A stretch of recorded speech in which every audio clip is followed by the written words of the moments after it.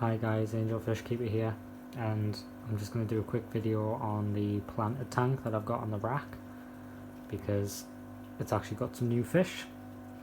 I've had them in for a couple of days now, but I just wanted them to get settled before I made a video on them and all that kind of stuff. So I've got two types of fish and an invert in the tank, but I'll just go over everything that's in the tank first in case you haven't seen the tank before. So this tank's actually on my rack. I'm starting to empty the one on the right because I've got plans for that. But these are all about 75-80 litres.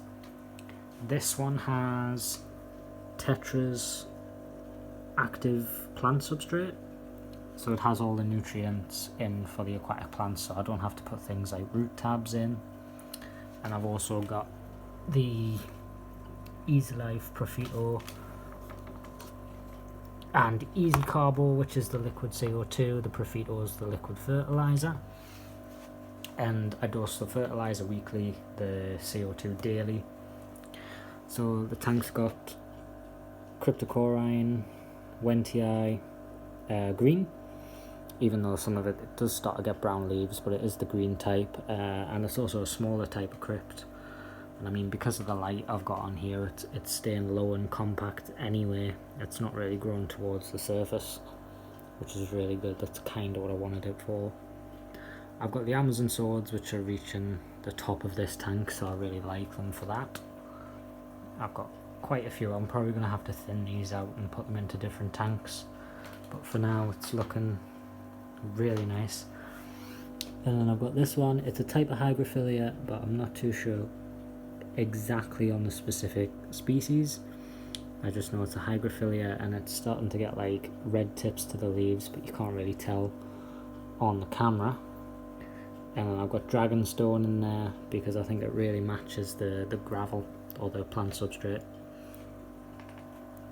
I think it really ties it in together really well. All my tanks are run off a sponge filter, obviously other than the marine tank, but all the tanks on this rack are run off a sponge filter, and they all have 50-watt heaters in them.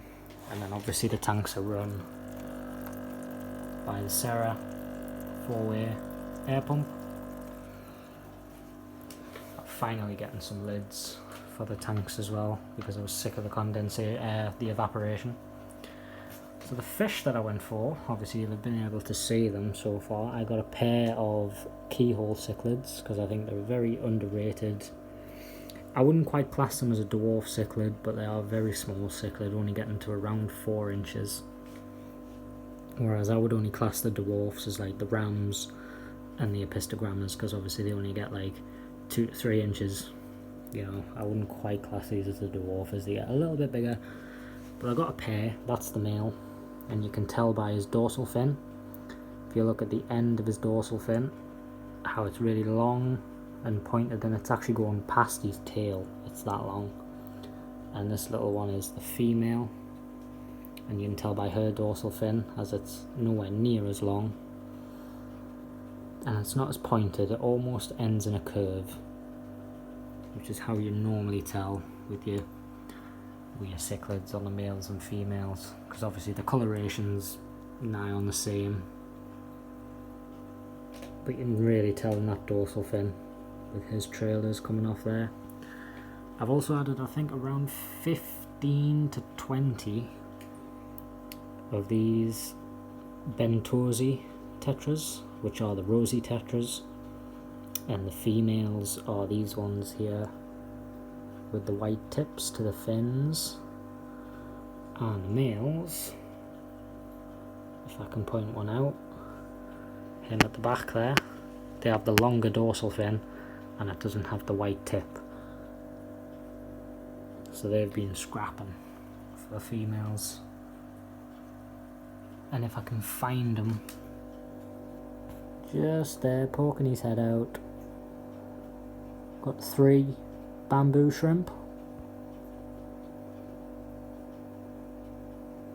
I wanted shrimp in this tank anyway, but obviously because I was getting the keyholes, I didn't want anything too small for them to eat, whereas these bamboo shrimp, they're going to get like pretty much the same size as the keyhole, about 4 inches.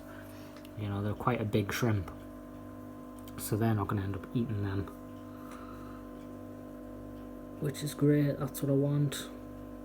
The male tends to have like a little go at them every now and then, but they just lunge at him and he swims off and leaves them alone.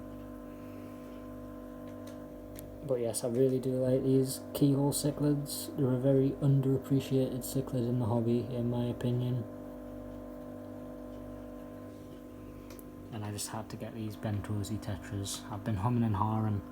They've been in the shop for about a month. So I thought, you know what, I'm going to take them.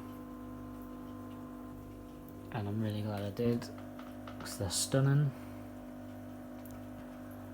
And I was going to do rainbows in this tank, but I've decided against that. And I'm going to do rainbows in that tank instead, because it's bigger and obviously I'll be able to get more in.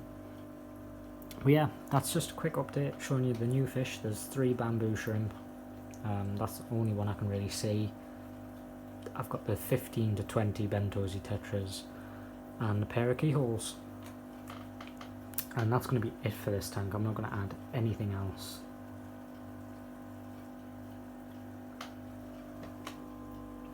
Well, yeah, that's it. Thanks for watching. Please like, comment and subscribe. Bye.